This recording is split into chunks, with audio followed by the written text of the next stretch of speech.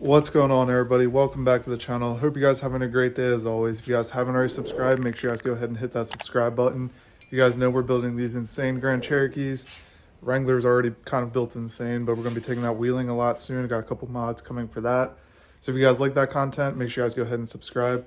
Today, we're installing some frame stiffeners on the black WJ. I started this like 8 months ago and I never actually finished it. I broke the Jeep and never touched it again. So today we're gonna finish this video, finish up the one side, I'll get the other side put on later. But this is gonna be over installing the Iron Rock Offroad frame stiffeners on your Jeep WJ. So I actually have the one that isn't on yet. I'm gonna show you guys why I chose this specific frame stiffener. Then I'll show you guys the process of putting it on, everything like that. Then we'll go over why you guys want frame stiffeners. So with that being said, let's go ahead and jump right into it. So here is the stiffener that is not installed. So this is the passenger side frame stiffener. So some of the reasons I actually went with this specific one versus some of the other options is this wraps around. So it covers two sides of the unibody. So it's much stronger than some of the other options.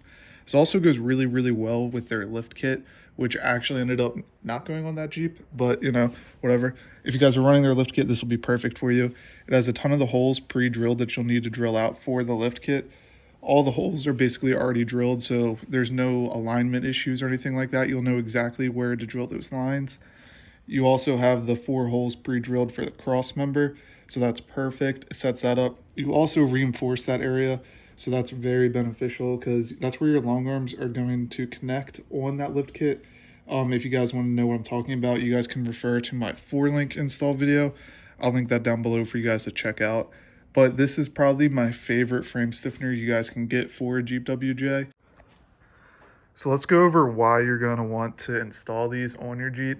So the main thing is the unibody is just not very strong to build off of. If you want to build custom rock sliders, these are going to be great mounting points for that. If you're going to do a custom cage or anything, these will be great tie-ins to the unibody for you. It'll just reinforce all that. And since these are slightly longer wheelbase than like two-door JKs and stuff like that, you really can't avoid it. You're going to end up hitting rocks somewhere under here and having to drag your Jeep off of them, whether that be with a winch or 4-wheel drive or whatever you do. You're just going to hit rocks under there.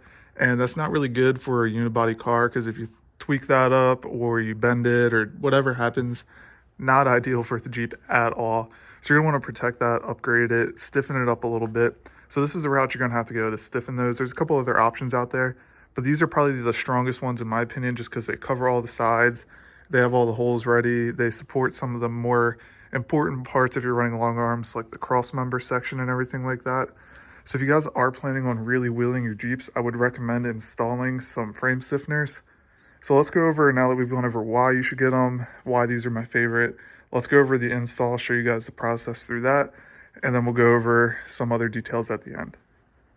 So for starters, I cleaned all the dirt off the unibody. Next up, I'm going to take a grinder, clean everything off like I started here. I'm going to get rid of any rust that I can find before I weld these on so that we don't have any issues. Then after that, we'll go ahead and place the frame stiffener, see how it fits, make sure it's lined up right, and start welding. So I'm going to go ahead and grind all this off, and I'll catch up with you guys once that's done.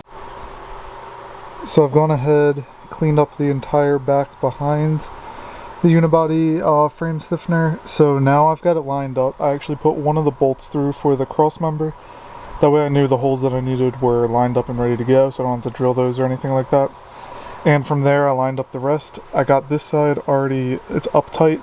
So now what I'm going to go ahead and do is just go ahead and do some of these welds here, tack it along the back so that way it stays in place, and then we'll work our way down there and then come through and touch everything up and get this side ready to go. Once we're done, we'll have to weld up that gap right there. That's so that this plate can flex and conform to the unibody. After we get this side done, we'll have to go ahead over to the other side, repeat the entire process. But let me go ahead and make sure this is lined up exactly how I want it, and then I'll go grab the welder and we'll get to work.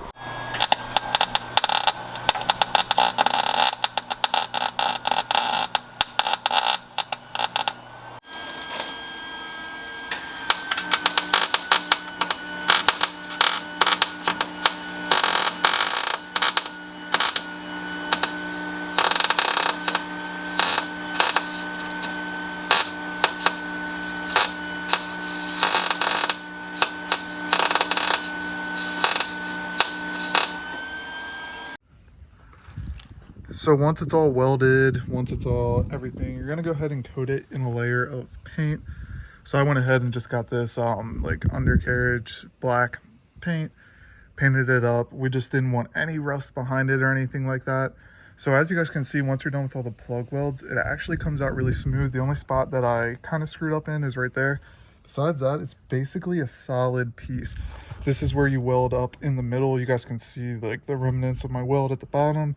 Didn't really finish that one quite 100%, but it will hold.